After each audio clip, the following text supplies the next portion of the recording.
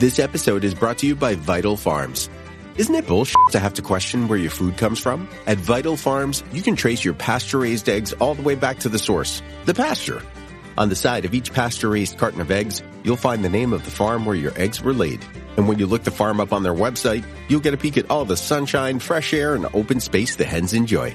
Learn more and find out where to buy them at vitalfarms.com. Vital Farms, keeping it bullshit-free. Welcome to the Human Capital Innovations Podcast. We're your source for personal, professional, and organizational growth and development, where we share original research, explore industry trends, and interview executives and thought leaders from across the globe. We hope you join us often for practitioner-oriented content around all things related to leadership, HR, talent management, organizational development, and change management. Maximize your personal and organizational potential with Human Capital Innovations Podcast.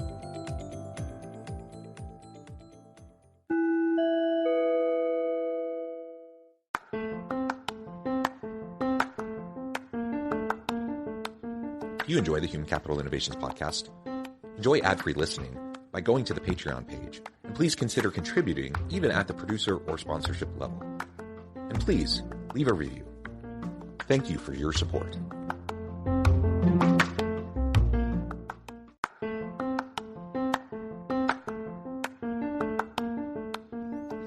Welcome to the Human Capital Innovations Podcast. In this HCI podcast episode, I talk with Daniel Sims about a new model for DEI education.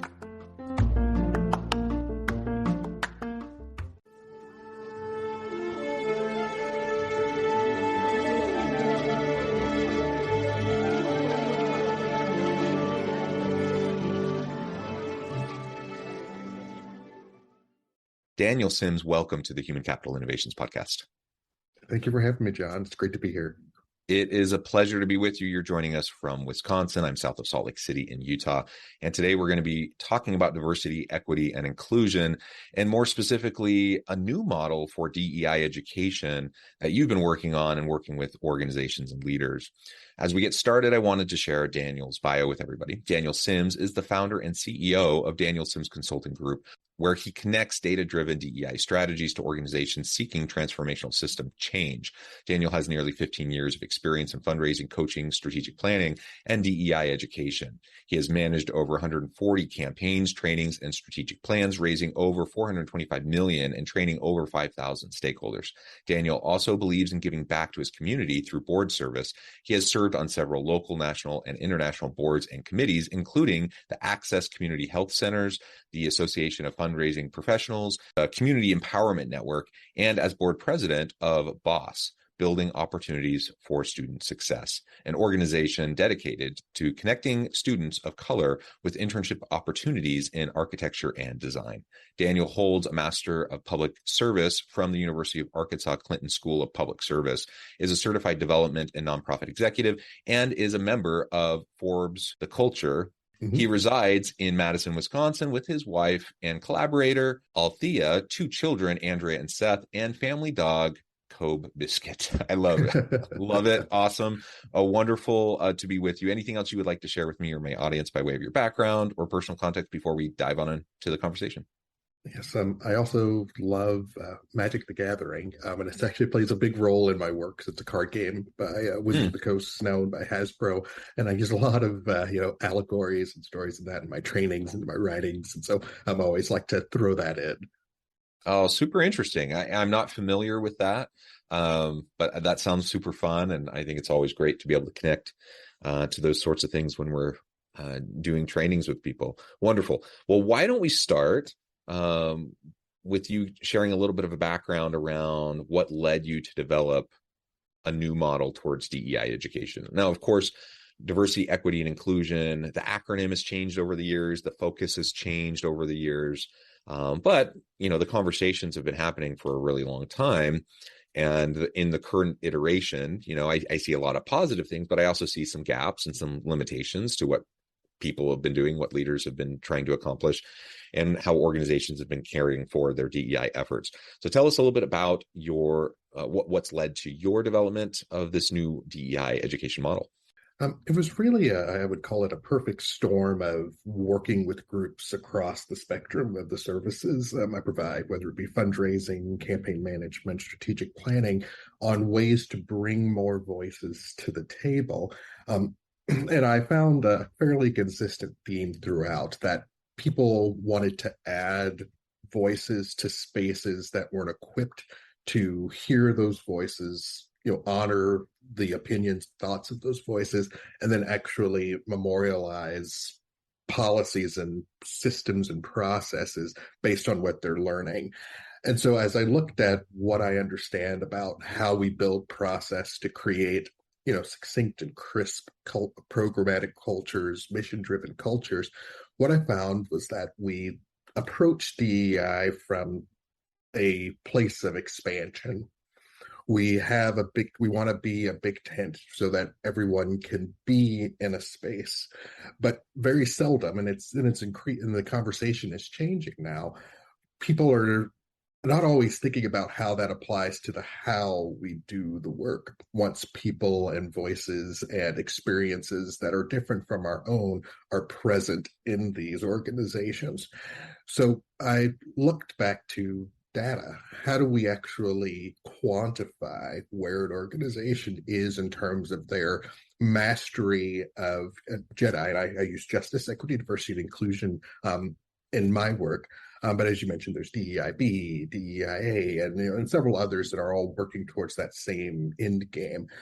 But I wanted to take data from both, conversations, but also from surveys and things and data points within organizations to say between the 100 and the 500 level, for example, if it's the 100 level with mastery and understanding, you're very basic, you need a lot of support.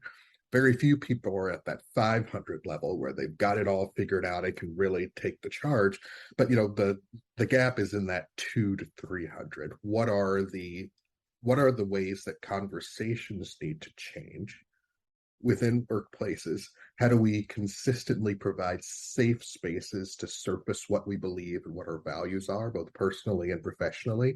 And then translate that into programmatic change that works, that lasts, and is also measurable, so that we're continuing this iterative design thinking based change to keep organizations in front of any challenge that could threaten the type of work they want to do by limiting the number of people and the number of experiences that we allow. I like the idea of being able to be as inclusive, to bring voices around the table, to involve people, but that also we need to get beyond those, just the conversations, and we need to move to greater levels of influence and impact and systemized approaches to justice, equity, diversity, and inclusion, if you're using the JEDI model or whatever acronym you're using. So tell us a little bit more specifically about how the model works, how it can be used to transform program development and evaluation within teams and within organizations. Absolutely. So the Alan Zim's model, as we call it, has kind of 4 quadrants that work in concert with one another. We start at the discovery phase, very much with assessment-based tools. We use a tool called Mosaic that's essentially a battery of 6 different evaluations coming from personal experiences in the workplace through one-on-one interviews or surveys, all the way to how we're looking at salaries and other types of HR driven data points. That we use that data then to translate our JEDI assessment score, where we then curate what are the specific types of educational and program management needs an organization needs to focus on in the understanding phase. So we create safe spaces to facilitate, people understanding language, people understanding how their roles within an organization are, imbued with or should be guided by DEI values, and largely showing that DEI values and value systems, most value systems that are centered in civility and goodness, align much more than usually the social or political discourse of the day allow them to prove. I think that's a good way to say that. So we're taking the information that we're learning in those training courses, and then working with the strategic plans and other guiding documents to say, based on what we're finding, what are the specific planks of program life or HR or other quadrants within the organization that need change.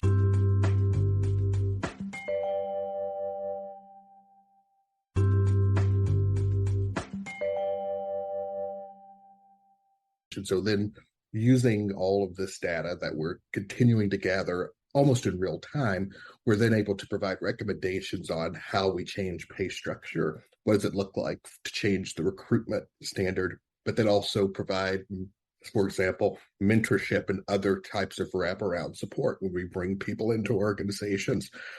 We then, at the end call it, it's not really an end game because this is a continual iterative process, but we come to a place of cultural reckoning. We take all of the information we do, and then we offer the mosaic, battery of assessments again. At the end. So usually we're 6 months or a year, sometimes more, into the process, and we can then demonstrate in a data-driven way the change that we've seen in the systems and in the people that are managing those systems. And it also then allows us to surface other issues or potential issues that can continue to be worked on using the model.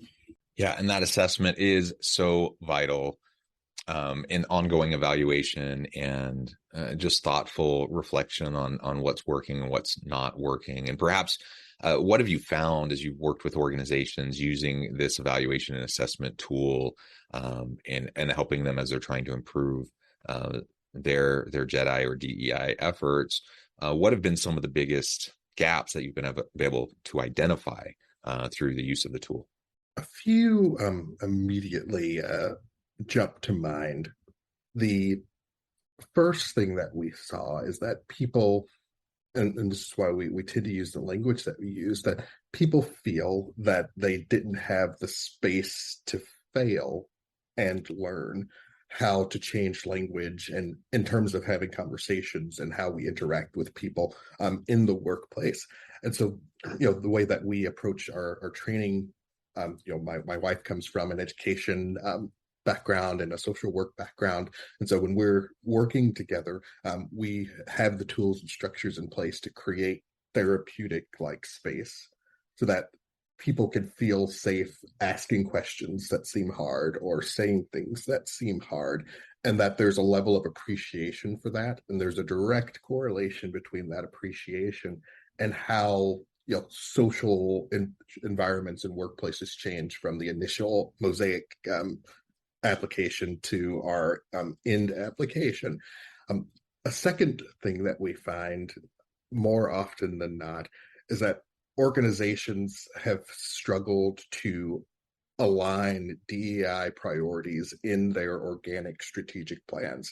And so we provide language and strategies to make DEI part of all the natural direction that a company or an organization is heading in. I'm sure you can Google any number of places right now that have a standard strategic plan and then a DEI specific plan that makes it a lot easier to be frank, ignore or not focus on or invest in as heavily. And so by holding an organization and its leadership accountable by looking at how we're integrating the values and the beliefs that an organization agrees on through this process, it has increased exponentially the amount of long-term DEI investment in programming that we see from organizations that we've worked with. So those are probably some of the biggies that we continue to find. Yeah, both of those are very consistent with all the conversations I'm having with leaders and organizations. And when I think about that second one specifically around, just making sure that there's alignment between the overall organizational strategic pillars and our efforts in the inclusion space, that so often is very much lacking. So finding that alignment is going to be really important as first step towards dismantling structures of oppression and being able to create the mechanisms, the structures, the systems that are actually going to promote true justice and equity and opportunities for inclusion and belonging within every organization, with every team. And that really feeds into that first point you made, just making sure that everyone feels safe to be part of the team, part of the conversation, that they can be in the process of learning and developing and growing as they go, because that is one of the big challenges in this space. I'm a straight cisgender white dude. I feel like I, am fairly up to speed on these topics and the language and all that kind of stuff. And I certainly try to be an ally, but I recognize my privilege, and I recognize, that on the one hand, I can't leave the work to others, but, on the one hand, I can't leave the work to others, but on the other hand, it's also not my place, perhaps, to be the voice. And I need to give other people, the opportunity to have their voice be heard and shared. And that sometimes is a tightrope to walk, and it can be challenging. And sometimes I mess up, and I just don't do it in the most effective way. And I would say that is, someone I think I'm fairly attuned and aware of the issues. And you get other people who are really well intentioned, but they're not particularly conversant. They're not experienced in this space. It can be really intimidating for people to want to wade in and to try, because they just feel like they're going to get labeled, they're going to get, and there's going to be all these negative impacts for them. So they'd rather just stay quiet and let others do the work. And so that's the wrestle. I think that's the tension in the space that we have to try to overcome by creating psychologically safe spaces where people can learn and grow, and where we celebrate that, right, over time.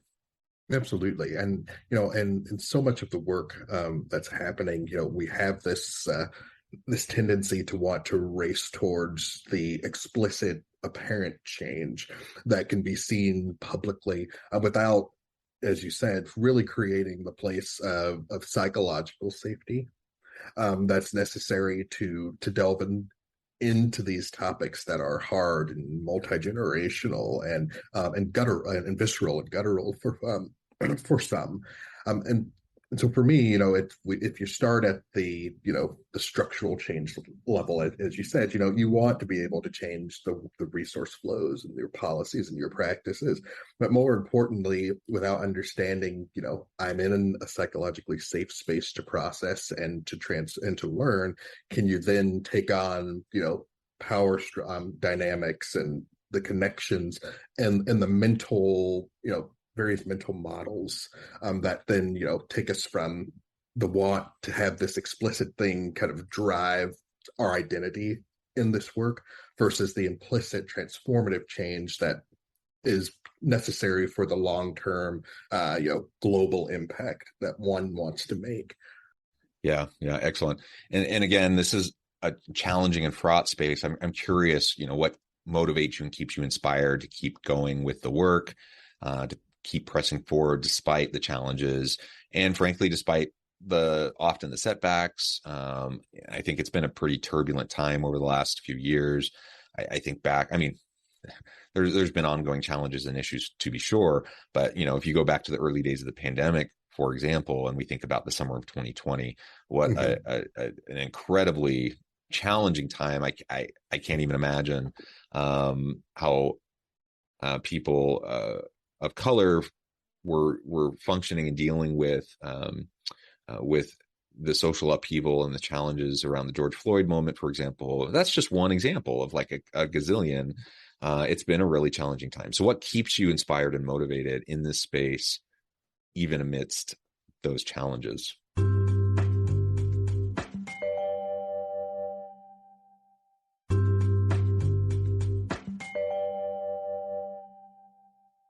That's a great question. Thank you for that. I definitely look back at the summer of 2020, and particularly in Madison, the things that we saw here as protests and teach-ins and things were happening. I think that actually really gave me the second wind that I needed. Most of the protests, we had very few violent interactions between protesters and police as compared to other cities, but most of the work was led by young black and brown black and brown Madisonians who wanted to pick up the mantle for change.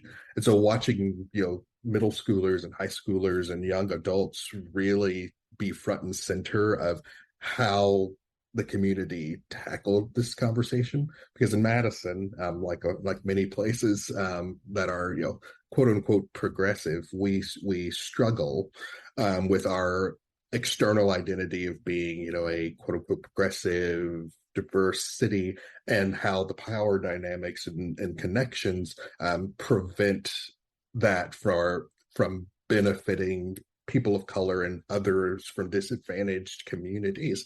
So I think watching their motivation and their intention really helped, and I continue to look to them as a resource. I also have do a lot of self-care. I believe I follow the NAP ministry, which is a very popular justice-driven rest team or organization that talks about rest is power, rest is restorative, but rest is an act of courage and justice, and we deserve it. And so I try to take time away, and then mental health resources also help to keep the balance, because you have to be able to do the work, but also care for yourself in a way that all of the information and the stories and the trauma that you're absorbing in the course of that work doesn't negatively affect everything else you do in your life, my family, my friends, my other work, so what have you. Yeah, we definitely need to be practicing self-care, making sure that we're putting our mental, physical, emotional, spiritual, intellectual health, at the forefront, and really taking care of those needs, and focusing not just on ourselves and that self-care, but also, if we're a leader, making sure that we're recognizing those needs in the members of our team, so that we can encourage them to also practice that self-care, and we can provide the space for them, the opportunity for them to do that. Equally important. As we get close to wrapping up today, perhaps we can end off the conversation by just talking a little bit more about what people often get wrong or misunderstand about this work in diversity, equity, inclusion, justice, belonging. What do people misunderstand? What are they getting wrong? And how can we reframe it for people in a way that will resonate and make sense so that we can carry the work forward? One I mentioned earlier is that DEI work is, contrary to popular belief, not the sole responsibility of HR leaders, as is the case in many organizations. McKinsey and Company did some research on workplace diversity with SHRM a couple of years ago, and saw that there was this wide gap in performance, but also in how DEI resources are then allocated to departments, and the large discrepancies that there are there. Most importantly, it's DEI diversity is not primarily about race and genders or just underrepresented group employee groups. We need to be able to understand it and walk in these values across the spectrum of diversity, including culture, socioeconomic status, religion, political perspective. Disability is one that I'm doing a lot more advocacy for. And also that it's not a fad. This is not something that's going away. They are values that we live out in myriad ways, but the work that organizations do and that we do in ourselves is about coming to shared understandings and shared definitions of what those values mean and what walking in them or living in them means in any number of contexts. And so, looking at all that and knowing that, there is a vast return on investment when you do this work, we want to be able to keep organizations running effectively. We want lower turnover. We want increased satisfaction. We want all of that. And we also want to, look at, risk reduction and business compliance pieces too. But when you look at all this together, you're creating opportunities to help the people that work for you and with you do their work well. And that's the goal for many businesses and organizations. So doing this can only help increase the efficacy of any team or organization. And, there's no reason not to start. Yeah, well said, Daniel. It has just been a real pleasure. I know at the time I need to let you go here in just a few minutes, but before we wrap things up for today, I wanted to give you a chance to share with my audience how they can connect with you, find out more about your work, your team, and then give us the final word on the topic for today. Absolutely. If I would love for folks to join our mailing list at simsconsultinggroup.com. You could reach out to us for speaking engagements, free consultations on things that might be happening in your organization at info@dsconsultinggroup.net. And follow us on LinkedIn. Every other Friday, I do a newsletter called Transformation in Progress. That we took a bit of a hiatus this summer, but we're starting back this fall with a number of new topics that we want to share about various aspects of DEI leadership and self-care that we think are important. And as far as the final word, I think that as I reflect on the almost 15 years of work that I've done in this space, the thing that I find most interesting from the many trainings and sessions that I've done is that we don't give our society and people within it the opportunity to let their ability to learn and change shine enough. DEI is working in a lot of avenues while there's still a lot of work to do. Some of the change that I've seen, in individuals in various training environments, really reinforces for me the power of learning on changing minds and changing attitudes, and giving folks the appropriate space to confront things that we are taught that are wrong or untrue or half true, and in whatever case they might be. And seeing that marked change in how they walk, how they listen, how they respond, is something that, if only for that, it makes going on this journey worth the investment and the time. And so I hope that folks reflect on that and think about how that looks for them. And we're here to help navigate that with you if and when the time comes. Wonderful. Thank you so much, Daniel. It's been a real pleasure. I encourage my audience to reach out, to get connected, find out more about what Daniel and his team can do for you. And as always, I hope everyone can stay healthy and safe, that you can find meaning and purpose at work each and every day. And I hope you all have a great week.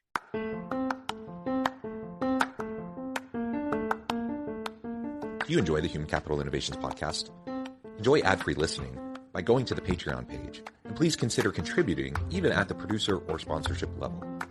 And please leave a review. Thank you for your support.